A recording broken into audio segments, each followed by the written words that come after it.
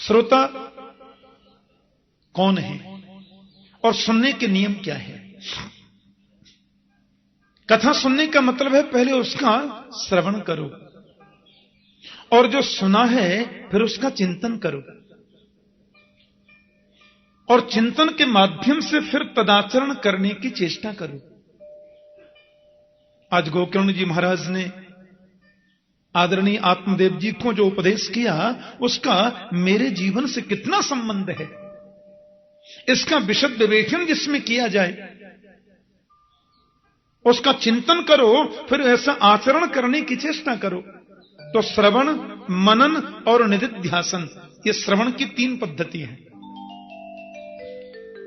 एक सुनार ने बड़ी सुंदर मूर्ति बनाई, बड़ा सत्संगी स्वर्णकार था, और मूर्ति जब बनाई तो नुमाइश मैदान में प्रदर्शनी में मूर्ति सजाई और लोग देख रहे हैं मूर्ति के नीचे लिखा है वशिष्ठ देव, दोनों मूर्ति वशिष्ठ। लोगों ने पूछा क्या दाम है? बोले साहब इसमें एक मूर्ति 500 रुपए की है और एक मूर्ति ₹1,00,000 की है। लोग बोले लाख वाली कौन सी है और 500 वाली कौन सी है? बोले ये आपको बताना है, मैंने तो यहां रखी है। इसमें एक 500 की है, एक ₹1,00,000 की है। लोगों ने कहा वो ₹1,00,000 वाली सोने की है क्या? नहीं, दोनों पीतल की है। दोनों मूर्ति पीतल की हैं, दोनों मूर्ति 40-40 केजी की हैं। बनाने वाला भी मैं हूं, मॉडल भी एक है, और एक रत्ती भी कोई भारी नहीं है, एक रत्ती भी कोई हल्की नहीं है। बनाने वाला आपके सामने बैठा है, दोनों ही वशिष्ठ देव की मूर्ति हैं, पर इसमें एक ₹1,00,000 की, एक 500 रुपए की, ये आपको बताना।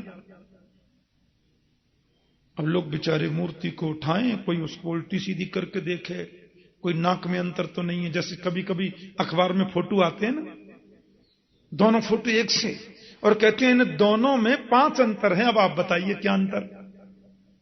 तो मैंने देखा लोग वहीं पर कलम कॉपी लेके बैठ जाते हैं, तुरंत लिखेंगे, और उसमें अंतर दिखते भी नहीं, और हैं भी अंतर, 5 अंतर निकलते हैं।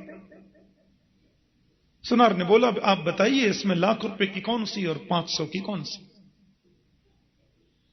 अब सब लोग उठाकर कोई उल्टा करके देखें, कोई कान में उंगली डाल के देखें, कोई नाक में देखे, बिल्कुल एक जैसी मूर्ति। वजन में एक रत्ती का अंतर नहीं, बनाने वाला एक और बिल्कुल बराबर, और दोनों वशिष्ठ की मूर्ति, और दामों में इतना अंतर। हजारों लोग फेल हो गए। एक संत उधर से निकल के जा रहे थे। संत ने देखा ये स्वर्णकार तो मैंने सत्संग में देखा कई बार। कथा सुनने वालों के चेहरे की आभा दूसरी हो जाती है, उनका रहन सहन, उनकी भाषा शैली सब परिवर्तित हो जाती है। उनकी हर बात में कोई न कोई गंभीरता छुपी रहती है। महात्मा जी बोले अच्छा मूर्ति बनाई है? बोले हां जी, मैं परीक्षा लेकर देख सकता हूं मूर्ति की? देखिए। महात्मा जी ने सुतली हाथ में ली और गीला हाथ करके सुतली को ऐसे बट दिया, और पहली मूर्ति के कान में सुतली को डाला तो सुतली पार निकल गई। महात्मा बोले 500 रुपए की है ना? हां जी महाराज, ठीक कहा आपने, 500 रुपए की है। अब दूसरी मूर्ति के कान में जब सुतली को डाला तो कान पार नहीं था, घुमावदार छेद ऐसे था। अब वो सुतली कान में डालते गए और सुतली ऐसे ऐसे मुड़ करके सीधी पेट में चली गई। बोले ₹1,00,000 की है। जो सुनकर के इधर से इधर निकाल दे वो है सरोता या सोता, लेकिन सुनकर जो जीवन में उतार ले वही है सच्चा श्रोता। और वो श्रोता एक बार भी ध्यान से सुनेगा, 8वें दिन से उसके जीवन में परिवर्तन आएगा, पक्की बात है। जितने प्रेम से धुंधकारी ने सुना। एक और बात, एक माता मेरे से पूछ रही थी, बहुत दिन हो गए, बोले ठाकुर जी मैंने 50 कथाएं अपने जीवन में सुनी हैं। मैंने कहा कैसा लगा? वो लगा बगा तो सब ठीक है महाराज, लेकिन वो कथा सुनने के बाद में विमान आता है, मेरे लिए कभी नहीं आया। हाँ, बोले धुंधकारी ने कथा सुनी, आप कहते हैं विमान आ गया, और मैंने 50 सुन ली, आज तक नहीं आया। और ठाकुर जी सत्य कहती हूं, हर कथा पानी पी के सुनती हूं, भोजन भी नहीं करती, और हर कथा में जमीन में सोती हूं, पूरे नियम का पालन करती हूं, माला भी जपती रहती हूं, पर विमान नहीं आया। पहले आता था तो आज भी आना चाहिए, और पहले आया था तो अब क्यों नहीं आता। मैंने कहा चलो कांटेक्ट करता हूं ऊपर, पर एक बात बताओ, विमान आ गया तो जाने के लिए तैयार हो? बोला अभी बैठी हूं, अभी ले जाए। पर विमान आना चाहिए, क्यों नहीं आता? मैंने कहा माता, विमान का मतलब क्या है ये तो समझो। भागवत में लिखा है, जब तक विमान आवे नहीं तब तक कथा सुनते ही जाओ। मुहुरहो रसिका भुवि भावुका निगम कल्पतरोर गलितम फलम सुखमुखात अमृत द्रव संयुतम पिबत भागवतम रसमालयम। इसको कब तक पियो? बोले आलयम मोक्ष पर्यंतम, आलयम मोक्ष पर्यंतम, मृत्यु पर्यंतम। जब तक मुक्ति न हो जाए तब तक इसको पीते ही जाओ, पीते ही जाओ, तो विमान आएगा। अब ये विमान एक कथा सुनने के बाद भी आ सकता है और 1000 कथा सुनने के बाद भी आ सकता है। जब तक विमान नहीं आवे तब तक कथा सुनते जाओ। मैया बोली क्या मतलब? मैंने कहा कथा सुनने के बाद यदि विमान नहीं आया तो माता समझो तुमने कथा सुनी ही नहीं। मैया बोली तो 50 सुनी थी वो सब बेकार है।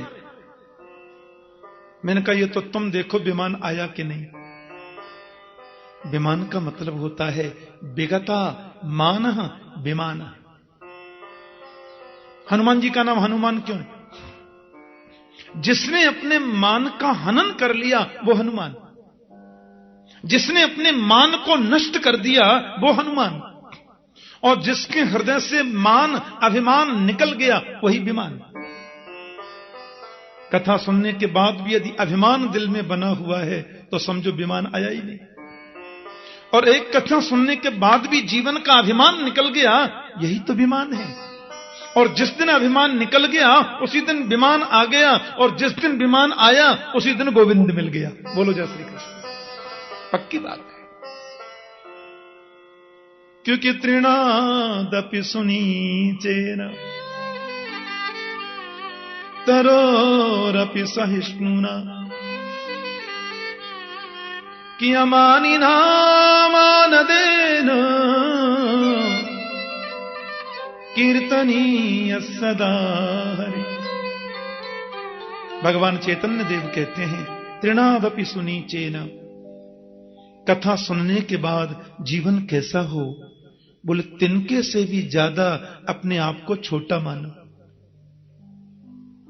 और तरोरपि सहिष्णुना, वृक्ष से भी ज्यादा सहनशील बनो। अमानिना मान देना, सब ही मानप्रद आप अमानी। हां,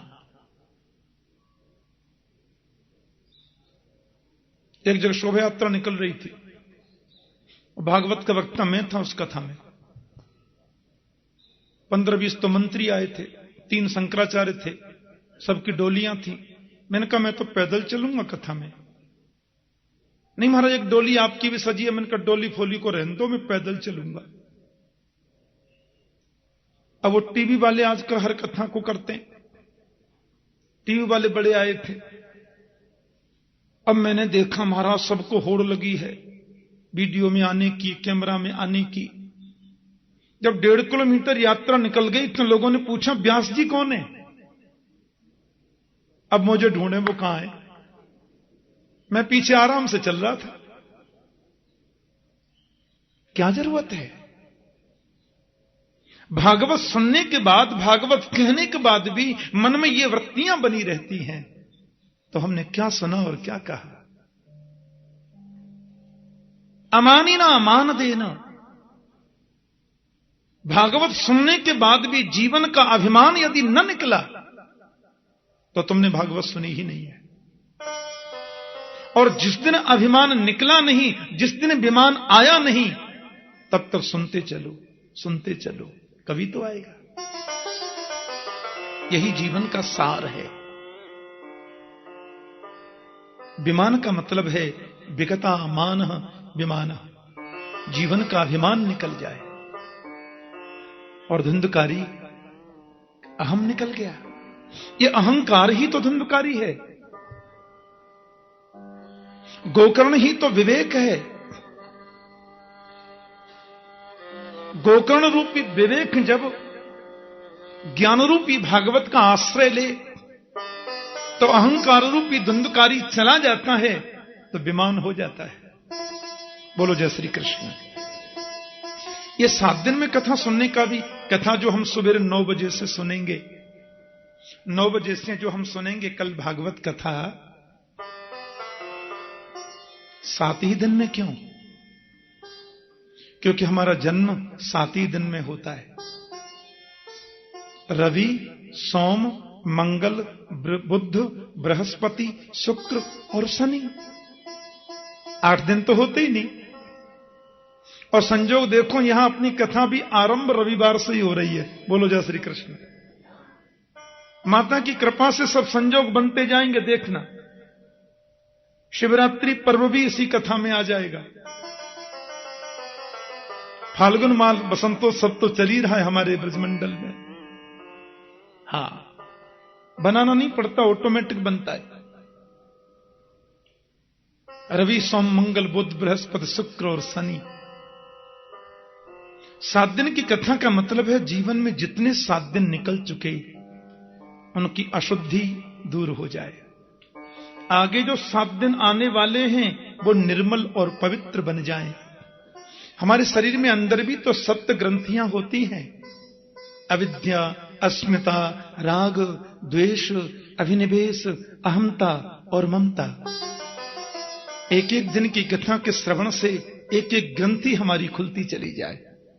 और जिस दिन 7 ग्रंथियां खुल जाएं, उसी दिन तो विमान आता है। यही इसका मतलब है।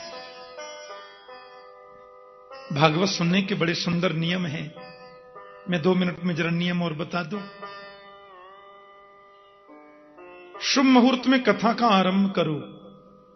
बिना मुहूर्त के कथा प्रारंभ करने से दोष नहीं लगता, लेकिन शुभ मुहूर्त में प्रारंभ करने से पुण्य ज्यादा जरूर होता है।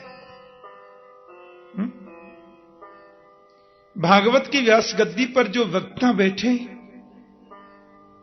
उसको विरक्तो वैष्णवो विप्रो वेद शास्त्र विशुद्धिकृत, उसको परम विरक्त होना चाहिए, संतोषी होना चाहिए। श्रीमद् भागवत में सदगृहस्थ सुदामा जी को उत्तम कोटि का विरक्त कहा है। कृष्ण स्यासीत सखा कश्चित ब्राह्मणो ब्रह्मवित्तम विरक्त इंद्रियार्थेषु प्रशांतात्मा जितेंद्रिय। तो गृहस्थ जीवन में जो संतोषी होता है उसकी विरक्त संज्ञा हो जाती है। इसलिए भागवत का वक्ता विरक्त होना चाहिए, परम संतोषी और वैष्णव होना चाहिए, प्योर वेजिटेरियन। रामकृष्ण के भक्त को वैष्णव कहते हैं। विष्णु इदम वैष्णवम। वेद शास्त्र में निष्णात भी होना चाहिए। व्यास मंच पर उद्धरण भी देवे तो शास्त्रों का दे। ठीक है, कभी थोड़ा सा 1-2 मिनट कुछ कह दिया, अलग बात है, लेकिन ज्यादा चर्चा शास्त्र की करे। नियम है कथा का। बीच में आलस्य न आ जावे, इसलिए जय शब्दम नमः शब्दम शंख शब्दम चकारे। बीच में कभी कीर्तन करावे, कभी जय जयकार लगाए, कभी शंख ही बजाए, ताकि श्रीमती निद्रा जी आक्रमण न कर लें श्रोताओं पर। हो सके तो 5 ब्राह्मणों का वर्ण करें, वर्णम पंच विप्राणाम। वक्ता के बगल में कुछ सुंदर कीर्तन आदि की व्यवस्था करें। वक्तु पार्श्वे सहायार्थम अन्य स्थाप्य तथा विधो। वेदियों की स्थापना, देवों का स्थापन, और कथा सुनने का नियम है कि 1 मिनट भी कथा छूटे नहीं, ये प्रयास करें श्रोता। व्यास के आने से 15 मिनट पहले आके बैठे। कल कल निनादिनी पावन यमुना का तट, श्री राधा माधव की रास क्रीड़ा स्थली श्रीधाम वृंदावन, उसमें भी परम पावन परम पुनीत गोपियों के द्वारा समाराधित श्री श्री मां कात्यायनी के चरणों में बैठकर गोपियों ने जिस गोविंद को चाहा उसकी महिमा से संवेष्टित श्रीमद् भागवत की कथा श्रवण करने का अवसर मिले, इससे बड़ा सद्भाग्य और क्या हो सकता है। तो कथा सुने तो बिल्कुल नियमबद्ध होकर के 1 मिनट भी छूटे न कथा हमारी, पूरी सुने, ये नियम है। और तीर्थ में, वृंदावन को हम लोग तीर्थ नहीं कहते। मुझे लगता है वृंदावन को तीर्थ कहना तो वृंदावन धाम का अपमान करना है। 4 धाम में वृंदावन का नाम नहीं है।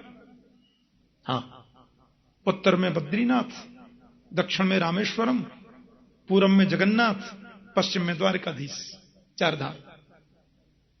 उत्तर के 4 धाम अलग, फिर पश्चिम के 4 धाम अलग, फिर पूरब के 4 धाम अलग, दक्षिण के 4 धाम अलग, वो अलग अलग भी हैं, उनमें वृंदावन नहीं है। तीर्थों की लिस्ट में वृंदावन का नाम नहीं है। तीर्थों का राजा प्रयाग है, तीर्थों के गुरु पुष्कर हैं। वृंदावन क्या है? बोले तो मेरे गोविंद का अपना घर है। बोलो जय श्री कृष्ण।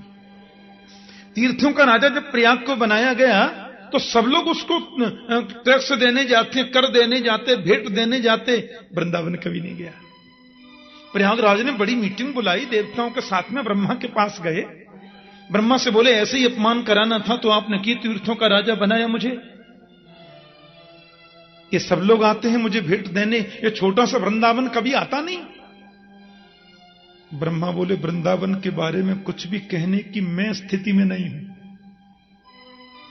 पर तुम्हारी सहायता कर सकता हूं। ब्रह्मा जी सबको लेकर के नारायण के पास गए, गोविंद के पास। कन्हैया बोले बोलो। बोले ये तीर्थराज बड़े दुखी हो रहे हैं कि सब तीर्थ मुझे भेंट देने आते, कर देने आते, वृंदावन कभी आता नहीं। मुस्कुरा करके बोले गोविंद, तीर्थराज प्रयाग से, ओ भले आदमी, मैंने तुम्हें तीर्थों का राजा बनाया था, अपने घर का राजा थोड़ी बनाया था। अरे गोविंद का स्थान है अपना। और हमारे ब्रज के रसिक संत तो कहते हैं कि रे मन वृंदा विपिन निहार, यद्यपि मिले कोट चिंतामणि, तदपि न हाथ पसार। विपिन राज सीमा से बाहर, तो हरिहु को न निहार। वृंदावन की सीमा से बाहर गोविंद भी आखन के बोले मैं आ गया, आओ मेरा दर्शन करने। तो उनसे बोल दो तुम्हारी गर्ज पड़े तो अंदर ही आके दर्शन दे दो, हम तो यहीं रहेंगे। तो वृंदावन मतलब पूरा ब्रजमंडल, 84 कोस का ब्रजमंडल। हाँ, ये पूरा वृंदावन ही का ही स्वरूप है। वृंदावन ब्रज माही या ब्रज वृंदावन माही एक ही बात है। वृंदावन ब्रज माही कहो या ब्रज वृंदावन माही कहो, एक ही बात है। उस वृंदावन में कथा सुनने का अपना अलग महत्व होता है। बोले महाराज जी खाना क्या चाहिए? बोले 7 दिन हो चुके तुम फलाहार लेके सुनो, नहीं तो केवल घी पी के सुनो, नहीं कर सकते तो एक टाइम फलाहार एक शाम भोजन लेके सुनो, ये भी नहीं कर सकते दिन में 5 बार भोजन करो पर कथा सुनो। भोजनम तू बरम मन्ये नत विघ्न करो यदि, नोपवास वर प्रोक्ता कथा विघ्न कारक। हाँ, हम तो फलाहार लेके सुनेंगे और दूसरे दिन ही गड़बड़ हो गया, पेट छूट गई ना कथा। इसलिए हल्का भोजन लेकर भी, दोनों टाइम प्रसाद लेकर भी कथा सुनने में मन लगे तो कोई दोष नहीं है। हाँ, और वृंदावन में तो इनसे नियमों की जरूरत ही नहीं है। माता की गोद में बैठे, क्या चिंता है। या देवी सर्वभूतेषु मातृरूपेण संस्थिता नमस्तस्यै नमस्तस्यै नमस्तस्यै नमो नमः। पहले दिन भागवत को सिर पर विराजमान करके लाए, ऐसे ही पहुंचा के आए। जितने भी उत्सव आए, राम जन्मोत्सव, कृष्ण जन्मोत्सव, गोवर्धन लीला, बड़ी श्रद्धा बड़ी धूमधाम से मनाए। कथा का प्रवचन प्रसंग चल रहा था। ज्ञान वैराग्य दोनों युवा बन गए। भागवत सुनते ही दोनों पुष्ट हो गए। भक्ति माता की खुशी का ठिकाना नहीं रहा। और वहां जितनी मंडली बैठी थी ना, सब लोग कीर्तन में तल्लीन हो गए कि प्रहलाद स्तारधारी तरल गतितया चोद्धव कांस्यधारी वीणाधारी स्वर ऋषि स्वर कुशलतया राग करतार्जुनो भूत इंद्रोवादिं मृदंगम जय जय सुकरा कीर्तने ते कुमारा यत्राग्रे भाव भक्ता सरस रचनया व्यासपुत्रो बभूव। भक्ति देवी जब प्रकट हो गई ना वहां पर, तो लिखा है श्री कृष्ण गोविंद हरे मुरारे नाथेति नामानि मुहुर्गृणन्ति। भक्ति देवी कीर्तन करने लगी बड़े भाव से। हम भी भक्ति के साथ में मिलकर के कीर्तन कर लें 2 मिनट। फिर आपको एक बात बता दूं, आरती से पहले कोई भी अपना स्थान नहीं छोड़ेंगे। महात्म्य का वर्णन यहां संक्षिप्त हुआ। सवेरे ठीक 9 बजे भागवत कथा का शुभारंभ होगा। कथा का समय है 9 बजे से 12 बजे तक, अपराह्न में 3 बजे से 6 बजे तक। आज थोड़े विलंब से महात्म्य प्रारंभ हुआ, इसलिए मैंने कुछ समय आपका ज्यादा ले लिया। कीर्तन सब लोग मेरे साथ में बोलेंगे, फिर भागवत जी की परम मांगलिक आरती सब लोग गाएंगे, और उसके पहले कोई भी अपना स्थान न छोड़ेंगे। विशेष विनम्र निवेदन। श्री कृष्ण गोविंद हरे मुरारे हे नाथ नारायण वासुदेवा। श्री कृष्ण गोविंद हरे मुरारे हे नाथ नारायण वासुदेवा। श्री कृष्ण गोविंद हरे मुरारे हे नाथ नारायण वासुदेवा। श्री कृष्ण गोविंद हरे मुरारे हे नाथ नारायण वासुदेवा। हे नाथ नारायण वासुदेवा। हे नाथ नारायण वासुदेवा। हे नाथ नारायण वासुदेवा। हे नाथ नारायण वासुदेवा। श्री कृष्ण गोविंद हरे मुरारे हे नाथ नारायण वासुदेवा। श्री कृष्ण गोविंद हरे मुरारे हे नाथ नारायण वासुदेवा। गोपाल मेरी यही प्रार्थना है, भूलू न मैं नाम कभी तुम्हारा। गोपाल मेरी यही प्रार्थना है, भूलू न मैं नाम कभी तुम्हारा। निष्काम होके मैं दिन रात गाऊं, हे नाथ नारायण वासुदेवा। निष्काम होके मैं दिन रात गाऊं, हे नाथ नारायण वासुदेवा। श्री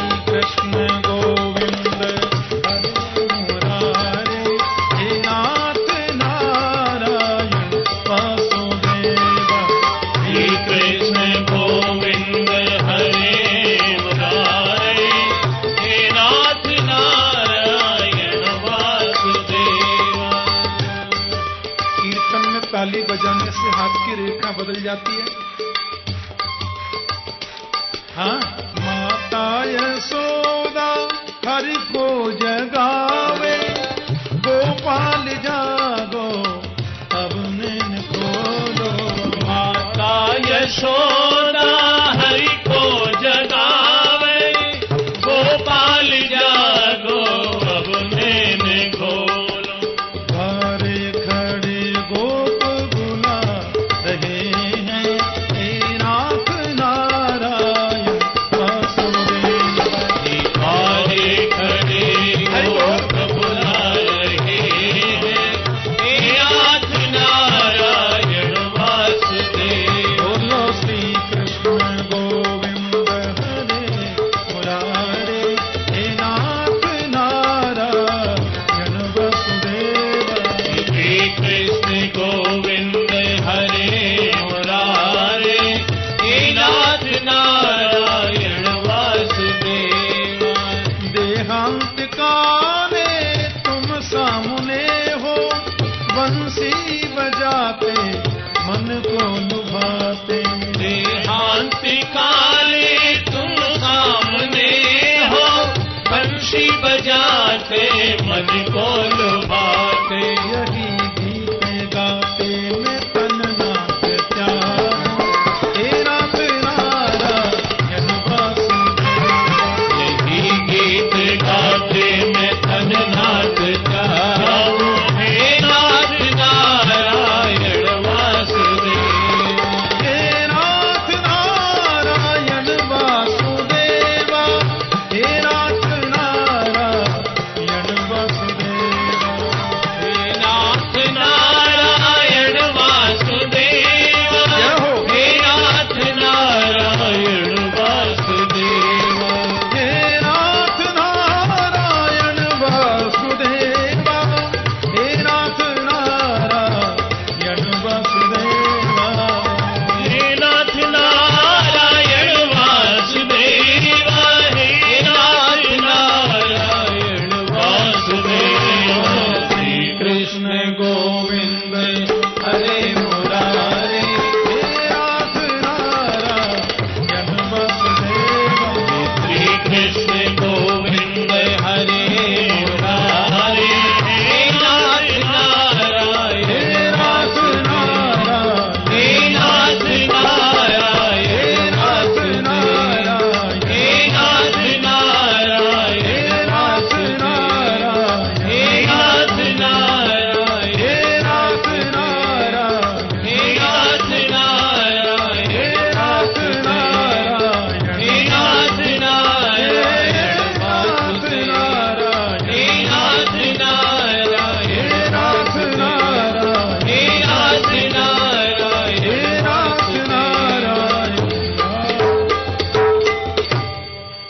प्रहलाद जी तो ताली बजा रहे हैं, उद्धव जी बड़ा कांसा बजा रहे हैं, देवर्षि नारद उधर वीणा बजा रहे हैं, देवराज इंद्र मृदंग बजा रहे हैं, इंद्रो वादिन मृदंगम। सनत कुमार जय जय की ध्वनि कर रहे हैं, भक्ति देवी नृत्य कर रही हैं। शंकर जी से कहां रह गया। भगवान भी आ गए और बोले मांगो। मत्तो बरम भावव्रता वृणध्वम।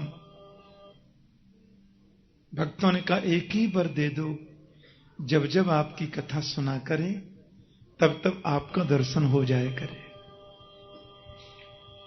धुंधकारी को मोक्ष मिला, भक्ति के कष्ट की निवृत्ति हुई, ज्ञान वैराग्य की पुष्टि हुई, अहंकार का विनाश होता है, भक्ति की पुष्टि होती है, ज्ञान वैराग्य का संवर्धन होता है और गोविंद की प्राप्ति हो जाती है। यही भागवत का सार है, यही भागवत का मूल है।